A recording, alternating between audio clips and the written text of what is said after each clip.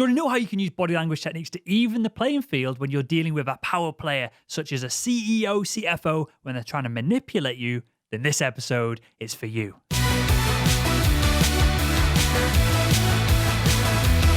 Hello, Sales Nation. I'm Will Barron, and welcome to today's episode of the Sales Man Podcast. On today's show, we have the return, third time round, of Dr. Nick Morgan. He is America's top communication speaker and coach. You can find out more about Nick over at publicwords.com. And with all that said, let's jump in to today's show.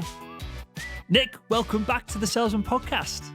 Oh, Will, it's fantastic to be here again. Good to see you. And I do mean see you because this has a visual component.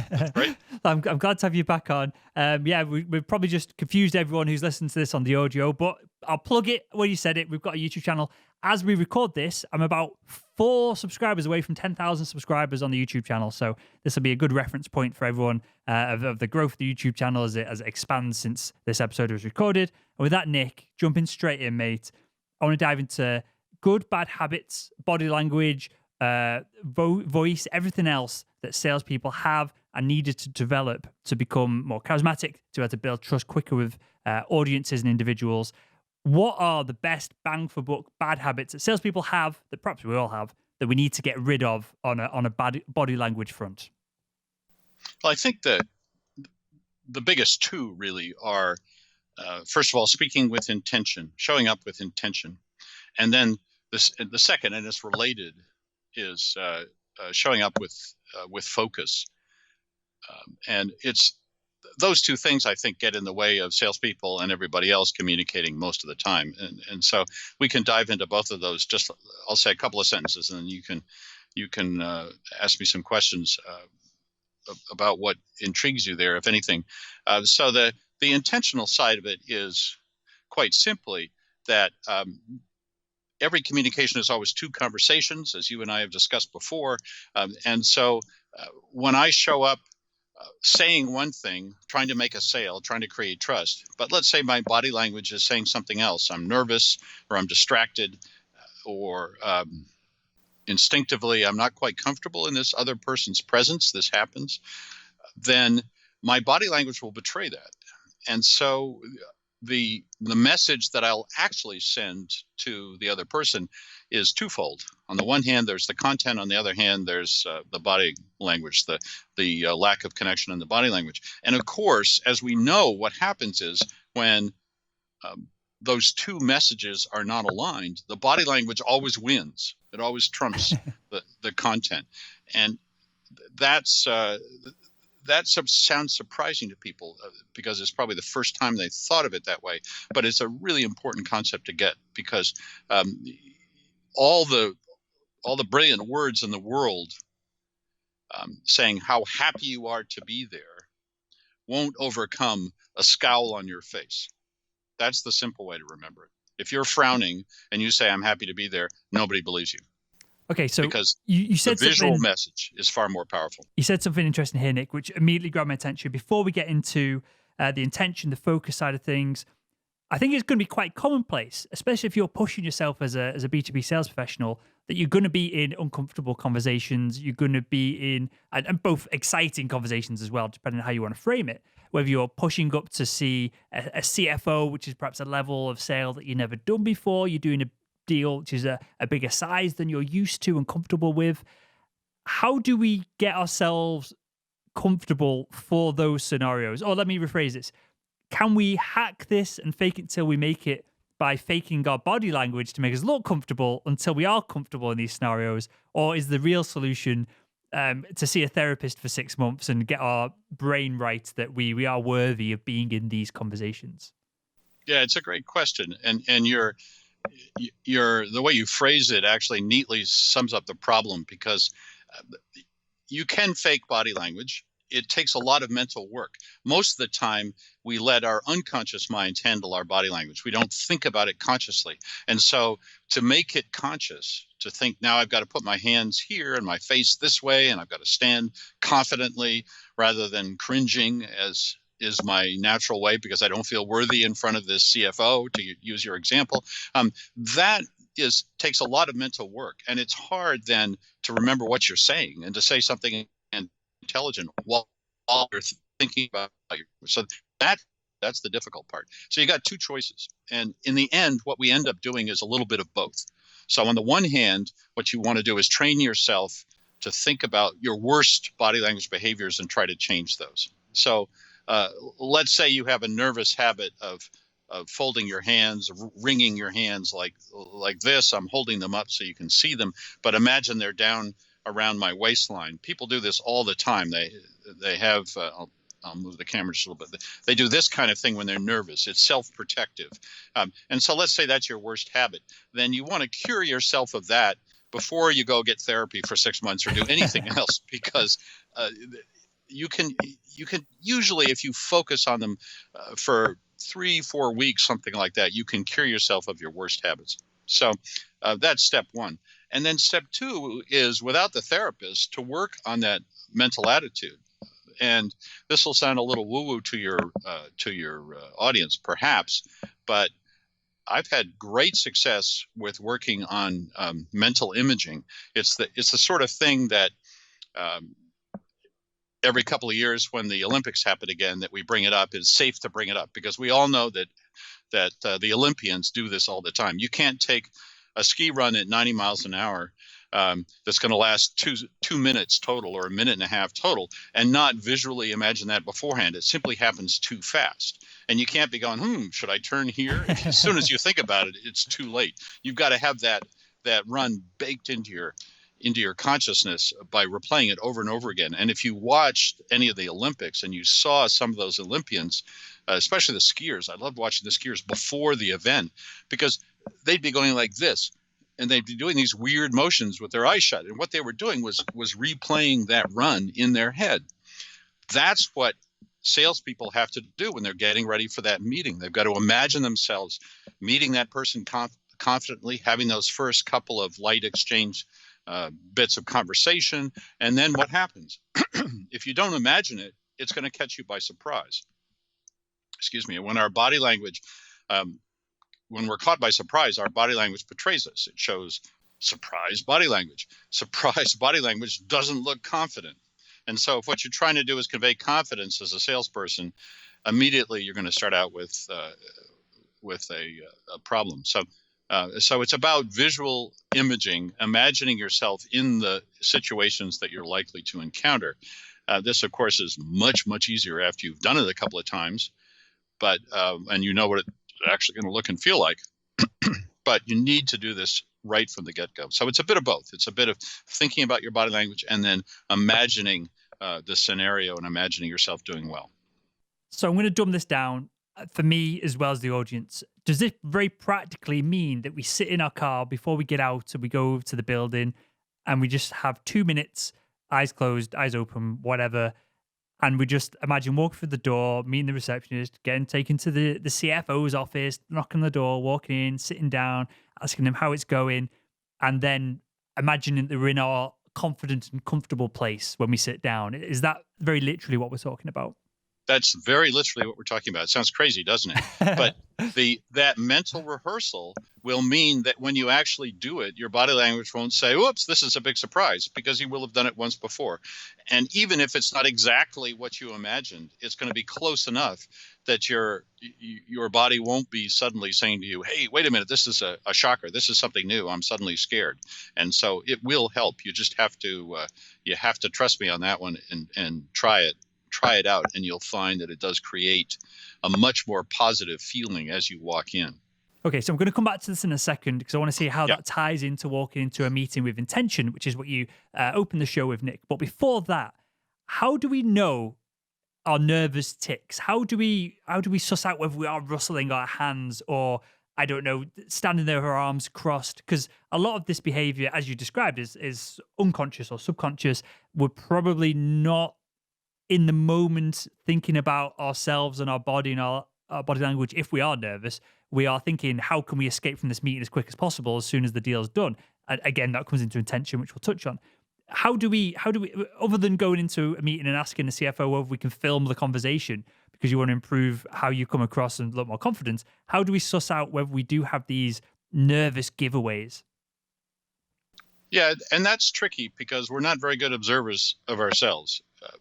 I frequently have the experience of working with somebody, coaching them, getting them ready for a speech, and then they go give the speech, and I'll say something like the hands. I'll say, "Hey, you had your hands in front of your stomach, nervously twitching for the whole hour," and they'll say, "No, I didn't. I was open and comfortable and relaxed the whole time." And then we'll look at the video, and sure enough, the hands are there. So we're not very good processors of our own body language, again, because it's unconscious. So I would say the best thing to do, the best low-cost solution to this, aside from hiring an expensive coach, is to get a buddy, somebody who's in the same situation as you and understands what you're going through. So another salesperson, and doing a little role playing and doing a little rehearsal. If you're a solo operator, then you're going to have to network and find somebody who's in roughly the same business. But for me, that would be the best way to do it. You need somebody who you're pretty comfortable with, who you can get to know, so that the role playing doesn't feel too strange. But I find that's the best way. Somebody else who's in the same boat as you, kind of role playing it back and forth and getting a sense of, once you trust them, being able to tell them what they're doing wrong and being able to hear yourself what you're doing wrong from them. I guess another layer on that as well, if you're doing reasonable sized B2B deals, none of us do it. We also do it more. We should be asking sales management to come out with us. We should be asking specialists within the company to come spend time with us and in front of our customers. Perhaps we can just mention to them, keep your eye out in case I do anything weird, or I've got a weird twitch in my eye when I get asked a difficult question, or anything obvious that perhaps we're missing out on as well. So intention, Nick. What does this mean? Does this mean we shouldn't be coming in with the mindset of the old school way of selling, I'm gonna always be closing, I'm gonna crush this person, this negotiation isn't something that is remotely possible for me to lose? Should we not be going into meetings with those intentions in our mind? And how does that play into the fact that we want to visualize them beforehand? So we do want to have some kind of control over the scenario, even if it's just to calm our nerves. Yeah, I think a better intention is to think about a basic one, a simple one, like, I'm going to connect with this other person, or we're going to establish some trust, or this person and I are going to get along. We're going to have a friendly, comfortable relationship, whatever's important in that vein to you, because that's the precursor for everything else. If you go in too strong thinking, I'm going to crush it, then that early on aggressive behavior may actually undercut what you're trying to do. And I think that might have been perhaps more typical a decade ago or 2 decades ago. But I think now people expect you to show up with a little authenticity and a little humanity. And so I think the first step is really establishing a connection.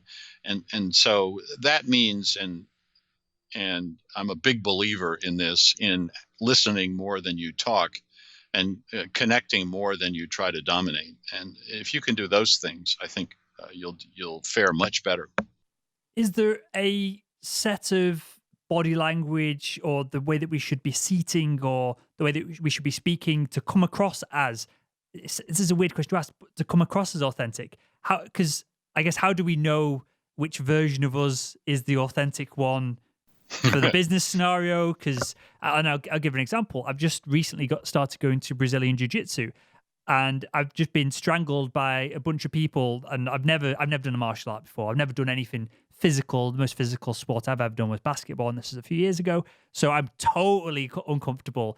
The gi that you wear, for anyone who isn't familiar, essentially the dressing gown that you wear, it doesn't have pockets. So I'm constantly wanting to put my hands in my pockets, cross my arms, put my hands behind my back, and I can feel myself doing it. And I don't feel like I have to look confident in that scenario. I'm clearly brand new to it. Everyone's very respectful of that, and it's a great family atmosphere to be in front of. But I feel awkward there for the first time in perhaps a decade. This is the most awkward I've ever felt doing absolutely anything. Never mind running businesses or speaking on stage, as we were talking about before we click record here, Nick. I feel really uncomfortable about it. So. But it's fine for me to feel. It's fine for me to feel uncomfortable, and so that is probably the authentic me in that scenario. How do we know what we should be doing in perhaps the business scenario? Because, as I said, it's probably not a good place to put across that you are authentically super nervous about meeting that CEO, right? Yeah, I'm going to say as a flat out thing, showing up with all your nervousness and being authentic about how terrified you are is probably not going to get you very far. Sorry about that, but and the reason for that is important to understand. People don't care about your intent and your body language as far as you're concerned. So when you show up, Will, at an important sale, that CFO isn't thinking, gee, I wonder how Will is feeling today. What that CFO automatically does is say to himself or herself, um, what does Will mean toward me? What's his intention to me? That's what we care about. We're hardwired to do that. And that's from ancient survival tactics. When we meet somebody for the first time, we ask ourselves friend or foe. And that's because our bodies are constantly anticipating danger. We want to know when we're safe and when we're not safe. And so that other person that you're meeting cares about your intent toward him or her. And so you need to think about what's the intent you want to convey to them. And it's probably not your terrified state or your nervousness, because that's going to show up to them as either aggression or uncertainty or indecision, a bunch of things, none of them good. So I would say you got to think sorry about that. I wish we could be authentic completely in all situations. Wouldn't that be nice? None of us would ever have to get dressed or do any hard work, but it doesn't work that way. So we have to think about what's the intent I wish to show to the other person. And of course, in a business setting, we're not only representing ourselves, but we're representing that business and that product that we're selling or that service that we're selling. And so we have to think about what intention do I need to connect with that? And if, for instance, let's just say you're selling cybersecurity, imagine showing up terrified and nervous to a meeting at which you're trying to sell security services. I mean, the disjunct is just would be too much. This is fantastic. You've just given us a higher level kind of viewpoint and perhaps a starting point of all of this and tell me if I'm wrong, but it's not, if it's not about us, it's about them. This is an opportunity for us to add value to them. So if you're nervous about it, you're not doing them any favors. So forget about your ego and looking daft and trying to manipulate your own body language so that you feel better. It's about them, right? And it's about us serving them. And as the example that you gave there, or me selling medical devices, if you go in unconfident about the product, and so a lot of my time medical devices, the surgeon already bought it, I was there training them. If I go in unconfident, clearly I knew what was going on, otherwise I wouldn't be put in the scenario where I'd be training a surgeon on how to use something. But if I wasn't confident in my training of showing them, they're not going to be confident in using it, and you're sucking value. You might as well have not gone in, right? Absolutely. And I was in fact with a doctor the other day, and we had lunch, and as he asked for the salad dressing on the side because that's the healthy alternative, and he's a healthy doctor. And as he was pouring the salad dressing on, I couldn't help noticing that his hand was shaking like this. Now, how do you think that made me feel as somebody watching a doctor, a potential patient watching a doctor? We don't like their hands to shake. So we immediately start thinking about how does this mean toward us? And so your example is a great one. If you don't show up with confidence in that training, then what the surgeons are going to get is a sense that this doesn't actually work very well, or there's some reason to be uncertain about it. Okay, so at the top of the show, Nick, you mentioned, we've kind of covered somewhat intention. You mentioned focus. How does focus play into all of this? Yeah, so focus is incredibly important, and I think it's actually the hardest thing to get. Intention is tough enough because we all like to show up with intention every day, but it's hard to marshal the sort of unruly aspects of your body language. They can get away with you. We all have what we call tells in the poker world, and so those things are hard to control. But with time, you can learn to master those. But I think the harder one really is focus, because in our 24/7 online total information world, information is constantly coming at us. And as we've recently come to realize, all the social media sites are set up to give us these tiny little pings of endorphins, of pleasure. So we get a response, we get a like to our Facebook post, whatever that is, and we go, ooh, a little like. And it's not enough to make us happy for the rest of the day, right? It's enough to make us happy for about 20 seconds, and then we crave another one. And so what does that do? That takes our attention and pulls it in the direction of that. We're always kind of thinking, gee, am I going to get another like? Is this tweet going to get retweeted? All those kind of silly things. Sounds silly to say them out loud, but that's what happens to us. They've kind of snagged our brain. And so instead of showing up at a meeting and completely focusing on that meeting and being totally present there with the other people, what's happening is in the back of my mind, there's that little itch. Gee, I wish I could look at my cell phone now. I wonder if he'll notice. I wonder, maybe he'll go look at his cell phone, that I could look at mine. You start bargaining with yourself to think, how much longer do I have to go before I look at my cell phone and mobile phone, sorry, as you'd say in the UK. And it's kind of that holding off of that little anticipated pleasure. So, or disaster. Maybe you'll get a horrible email. So there's also nagging doubt in the back of your mind. So that all gets in the way of us focusing on the moment at hand. And so focus has always been tough. The Buddhists have been working on it for about 2,000 years. But I think it's particularly difficult now in this crazy, fast-paced, information overloaded era that we live in, and so learning to put aside the distractions and just talk to yourself, as you suggested, I think very nicely, sitting in the car for 2 minutes beforehand, replaying that little video you've got in your head of how the meeting should go, but spending another additional minute saying, okay, I'm not going to think about all the things I have to do, all the meetings I've been to, all the meetings I've still got to go to. I'm just going to focus on this one now and see if I can stay in the moment there for that hour. That is a difficult thing to do, and hugely increases your charisma and impact on the other people in the room. Is there anything we can do if we're in a meeting with someone who perhaps has more authority in the social status or more authority in the corporate world than us? So perhaps a senior B2B salesperson meeting with CFO, CTO, CEO, perhaps it's a one-on-one meeting.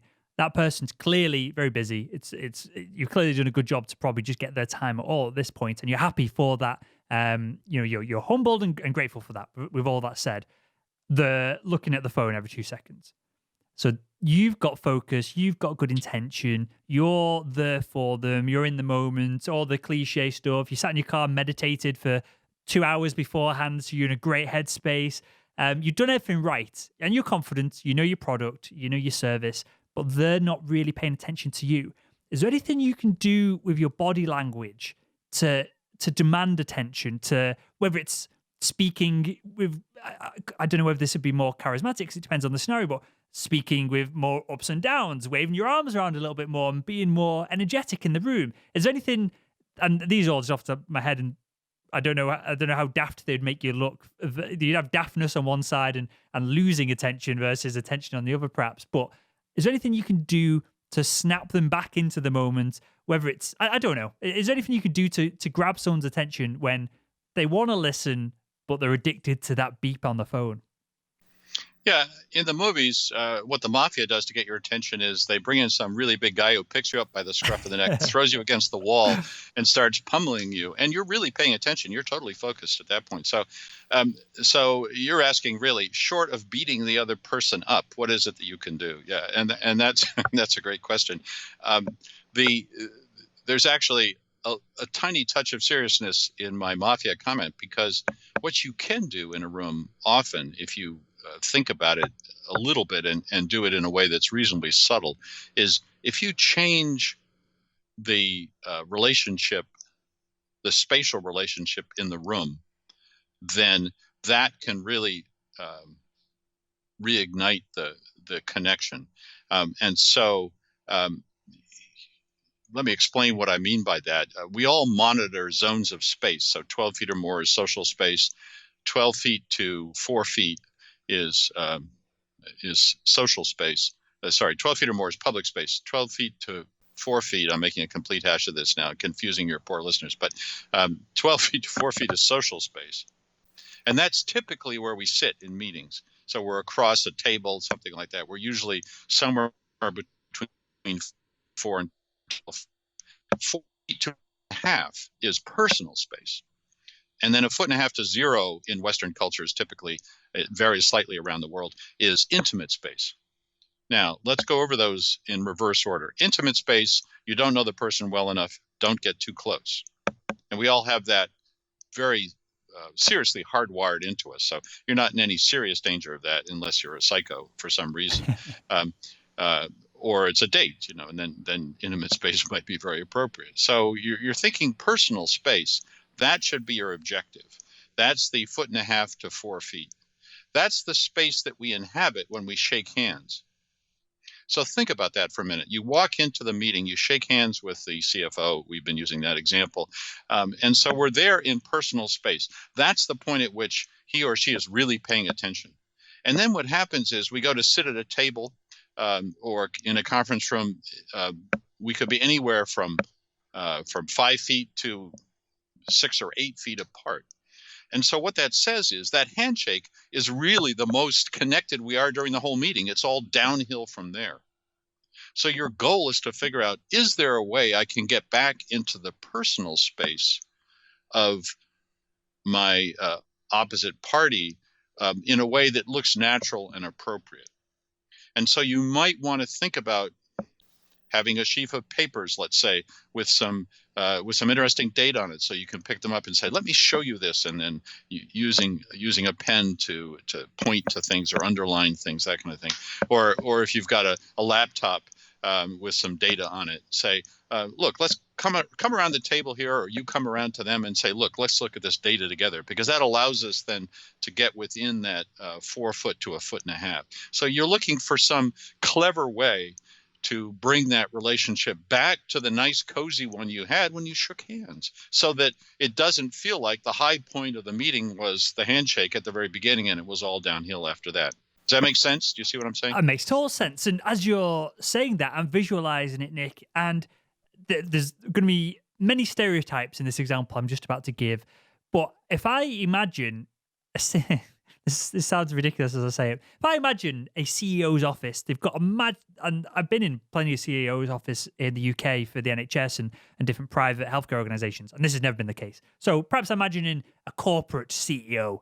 They've got a massive mahogany desk. It's quite wide, so you can't physically get very close to it. It would be totally weird to come all the way around the edge of the desk to show them the iPad that you've got here rather than just turn it round.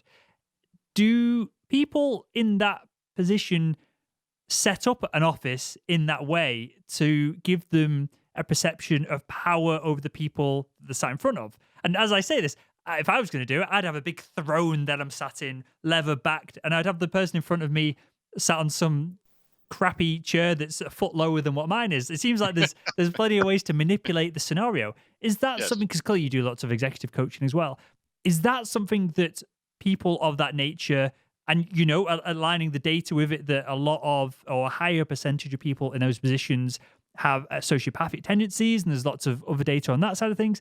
Does that play into it if you're playing at a high stakes level kind of enterprise sales game when you would be dealing with these influencers and these high level players? I'm sorry to say, yes, the cliche does happen, and you will find yourself occasionally in a scenario exactly like you described, maybe not quite as luridly akimbo, off kilter as that, but close to it. But that said, what I typically see more often is in that huge executive office is there's the big desk, sure, but what happens is the CEO or the CXO, whoever it is, leads you to a table, a side table that they have somewhere, and the two of you sit around the table so you can have your meeting. And that's the much more human way to do it. And the reason for a CXO of some kind not to do that horrible scenario that you described is just that you don't get very good results doing that, in the sense of, you dominate the other person. But if what you're doing is to try to make a choice amongst 3 vendors, let's say, and you're one of the salespeople, you're not going to learn much about the reality or not of that vendor and that product, because you've loaded up the power relationship so much in your favor, that the other person immediately feels small and is likely to go into the defensive and not be at their best self. And that's really, in the long run, not what you want. So what I find, and certainly what I coach CEOs and others to do, is to try to connect with people, just as they're trying to connect with you, because in the long run, we're all human. We have to get something real out of the situation. Otherwise, we're just wasting our time and fooling ourselves. So as tempting as that scenario is, I would say it's to fantasize about is probably a little less likely in the reality. And as you're saying that, if you're going in for a tender and you're one of 3 companies and you are sat behind the big desk, they've probably chosen who they want to go with, right? This is probably a clear signal that you need to up your game, or you've done something wrong or offended them before the meeting's even happened. And just one thing on this, because this is super intriguing. This is perhaps a whole show on its own in the not too distant future, Nick. But when someone is being like that, both in and out of sales, whether this be in a bar, whether this be kind of someone in your social life trying to be dominant inappropriately for whatever reason, what's the best way, regards, trying not to get in a fist fight in a bar and trying to level the playing field if it's your missus or your husband wants you to do the dishes at home and you don't want to do them? How do we level the playing field with body language to say, not necessarily be aggressive, but to say, I'm standing here. This is where I'm at. I'm not backing down. Is there any body language that we can use to portray that in less words than perhaps even saying it? Yes, there are a couple of things you can do, and let's talk about the survival one first, and then the sort of more the classier one second. But the first thing you can do is to go back to the business situation briefly, and you can also do this in the other scenarios you're describing. But let's say you're back behind that vast desk, and you've got the tiny little chair, and it's not as magnificent as the other. So the first thing to think about is that scenario has been created by that executive in order to intimidate. So you want to show in a way that's not completely inappropriate. You don't want to pick up the chair and hurl it through the window. That would not get you the sale. So you can't do inappropriate things. But think about, is there a way appropriately I can change that body language and that room setup to signal that I'm not going to accept that status quo? And the answer is there is. A very simple thing you can do is you can pick up that chair and move it just a few inches closer to the desk, let's say, or move it to one side or the other, so that the point is it's not so much where you put it that matters, but the fact that you're taking charge of that room and you're just reorganizing it slightly. I used to coach applicants to some of these big fellowship programs. So these were students, 20-year-olds, who were being interviewed by an array of professors and highly powered people, and they found that very intimidating.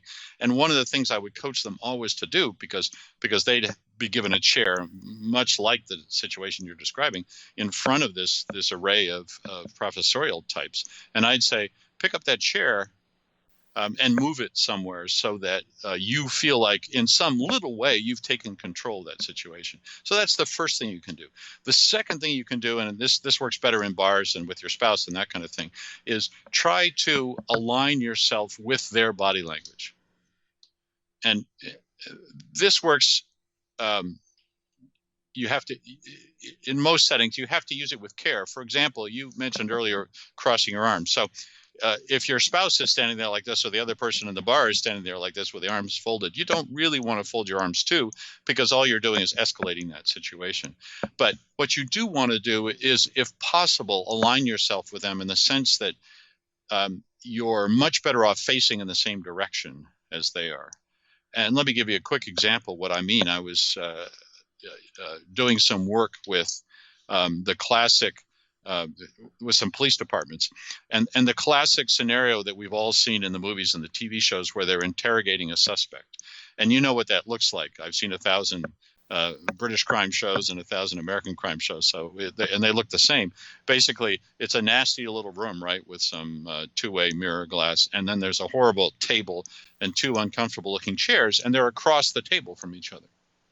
And so what happens is the suspect is sitting down, in comes the threatening policeman, sits down in the other chair, confronts him, the criminal or her, across the table. Okay, that's the scenario.